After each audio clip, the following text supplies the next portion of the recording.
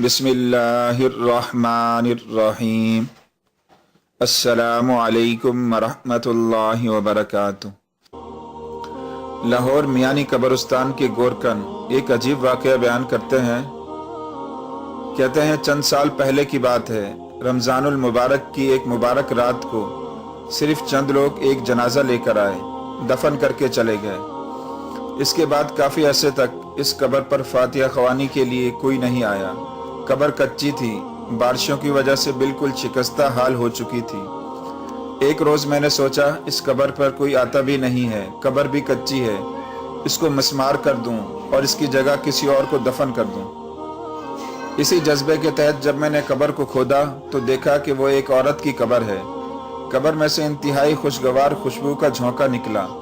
इस औरत की लाश बिल्कुल ताज़ा थी, जैसे अभी अभी दफन किया हो। मैंने जल्दी से कब्र को बंद किया और इस कब्र की हालत दुरुस्त की। अब भी वो कब्र मौजूद है और मैं अक्सर गुजरता हूँ इस कब्र पर, फातिहा ख्वानी करता हूँ और पानी वगैरह का छिड़काव करता रहता हूँ। मजीद बताने लगे, जब हम पुरानी कब्रों को खोदते हैं तो इसमें बड़ी सख्त बदबू आती है, लेकिन इस औरत की कब्र से जो खुशबू आई वो खुशबू मेरे दिमाग में काफ़ी अरसे तक बसी रही। मजीद बताया कि एक रोज़ मैं हस्बे मामूल कब्रिस्तान से गुजर रहा था कि मैंने देखा कि इसी औरत की कब्र पर एक बड़ा सूट बूट पहने आदमी फातिहा ख्वानी कर रहा है और कब्र पर फूलों का गुलदस्ता पड़ा है। मैं इस कब्र के पास जाकर खड़ा हो गया। जब वो आदमी फातिहा ख्वानी से फारिग हुआ तो मैंने इसे सलाम किया और पूछा, भाई ये किसकी कब्र है? क्योंकि इस कब्र पर कोई नहीं आता। आज मैंने पहली मर्तबा किसी को इस कब्र पर फातिहा ख्वानी करते हुए देखा है। इस आदमी ने जवाब दिया कि ये मेरी बीवी की कब्र है। चूंकि मैं पाकिस्तान से बाहर होता हूँ, इस वजह से इस कब्र पर नहीं आ सकता। आजकल मैं यहाँ आया हुआ हूँ तो फातिहा ख्वानी के लिए आ गया।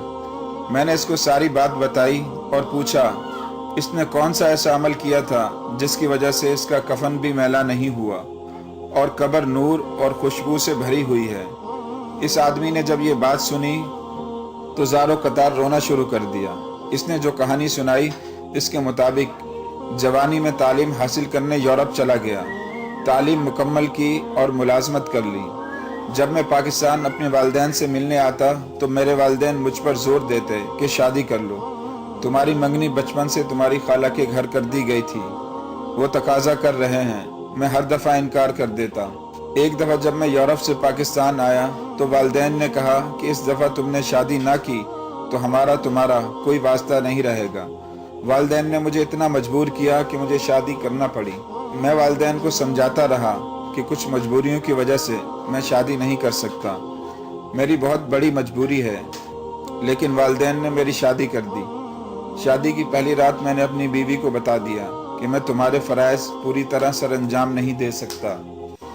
तुम मेरी तरफ से आज़ाद हो, तुम अपनी मर्ज़ी से जहाँ चाहो शादी कर सकती हो, मैं तुम्हारा गुनहगार हूँ। इसने कहा अगर यही मेरी किस्मत में था तो मैं इस पर राज़ी हूँ, मैं पूरी ज़िंदगी तुम्हारे साथ गुजारने को तैयार हूँ। इस्लाम में जो बीवी को इसके शौहर के लिए मजाजी खुदा का तस्वुर दिया है इसने पूरा कर दिखाया।